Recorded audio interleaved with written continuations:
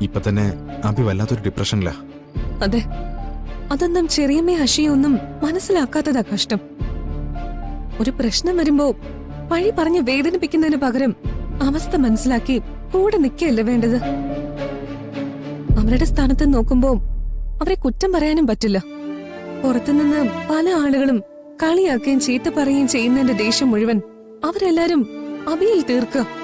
ഒരാൾക്കൊരു പ്രശ്നം വന്നാ അതിൽ കുത്തി വലുതാക്കി സന്തോഷം കണ്ടെത്തുന്ന ഒരു സമൂഹമായി പോയി നമ്മുടേത്. അതെ, എനിക്കെന്റെ പഴയ അഭിയെ തിരിച്ചു വേണം കിരൺ. കളിച്ചിരിയും തമാശയൊക്കെ ഉള്ള എന്റെ പഴയ അഭിയെ. അതിന് നമ്മൾ അവനെ ഹെൽപ്പ് ചെയ്തേ മതിയാവൂ. അതിന് ആ വീഡിയോയുടെ സത്യം കണ്ടെത്തണം. അതിനെന്താ വേണ്ടതെന്ന് എനിക്കറിയാം. ഇനി ഒരാൾക്കും നമ്മുടെ അഭിയുടെ അവസ്ഥ വരാൻ പാടില്ല. ഇന്ന് തന്നെ ഡൗൺലോഡ് ചെയ്യൂ. കാണൂ നിങ്ങളുടെ ഫേവറേറ്റ് ഷോസ്.